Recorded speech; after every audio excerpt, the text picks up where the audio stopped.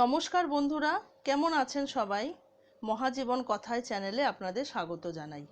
গত পর্বে আমরা শুনছিলাম বৃন্দাবনের থেকে ভজন কীর্তন করতে আসা ছোট্ট বালকের কথা, যার ইষ্ট শ্রীকৃষ্ণ, কিন্তু তার ইচ্ছে ক্যাচিধামে থাকার এবং আশ্রমের সবার সেবা করার, কারণ সে বাবা নিপকরণী মহারাজের বিগ্রহে শ্রীকৃষ্ণের দর্শন পায়। চলুন তবে শুরু করি বালকের কথা।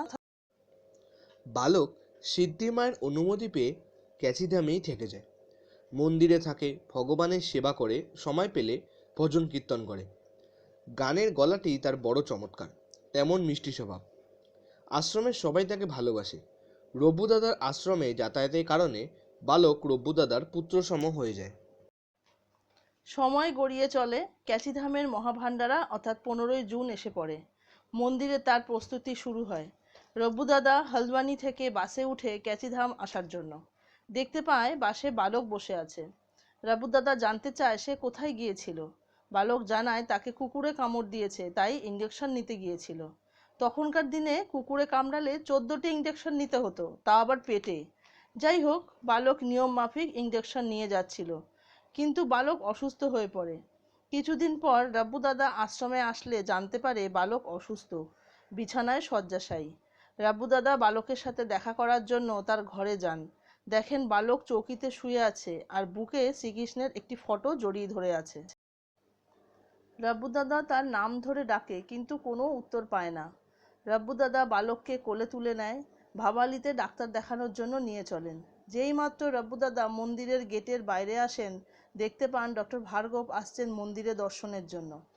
রব্বুদাদা বালকের শারীরিক অবস্থার কথা জানালে ডক্টর ভার্গব বালককে পরীক্ষা করে দেখেন, কিন্তু ততক্ষণে বালক আর নেই, সে চলে গেছে। মন্দিরে ভান্ডারার আয়োজন চলছে। তারিখ 13ই জুন। রব্বুদাদা সহ মন্দিরে আরও কিছু ভক্ত বালককে নিয়ে একটি গাড়ি ভাড়া করে বৃন্দাবনে নিয়ে আসেন, কারণ বালকের আদি বাসস্থান তো বৃন্দাবনই। রব্বুদাদারা বৃন্দাবনে পৌঁছালে সেখানকার সবাই আসেন বালককে দেখতে। যমুনা নদীর পাড়ে তার শেষকৃত্য সম্পন্ন করার ব্যবস্থা করা হয়।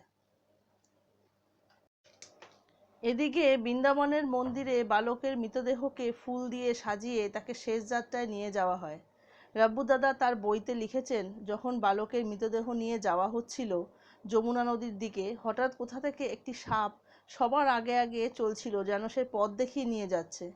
যখন যমুনা নদীর সামনে সবাই পৌঁছায়, তখন সাপটি অদৃশ্য হয়ে যায়। রব্বুদাদা নিজের জামাকাপড় খুলে বালককে যমুনা নদীতে স্নান করান এবং যা যা নিয়ম পালন করার সব কিছু তিনিই করেন এবং চিতায় শুইয়ে দেন, কারণ বালক যে তার পুত্র সম ছিল। রব্বুদাদার মনে হচ্ছিল সত্যই যেন তার ছেলে মারা গেছে। রব্বুদাদাই বালকের মুখাগ্নি করেছিলেন।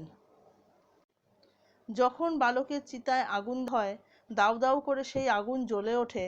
হঠাৎ করে সেই সাপ যমুনা নদী থেকে পাড়ে উঠে আসে। সেখানে থাকা সমস্ত মানুষ তা দেখতেও পায়। সাপটি চিতার কাছে এসে চিতাটিকে একবার প্রদক্ষিণ করে জ্বলন্ত চিতার মধ্যে ঢুকে যায়। বালক জীবিত অবস্থায় যে কৃষ্ণের জন্য পাগল হয়েছিল, মৃত্যুর পর তার বোধহয় সেই ইচ্ছে পূরণ হলো। এই সমস্ত ঘটনার উল্লেখ রব্বুদাদার লেখা সই জানে দেহু জনাই গ্রন্থে রয়েছে। আজকের পর্ব আমরা সেই ছোট্ট বালককে উৎসর্গ করলাম।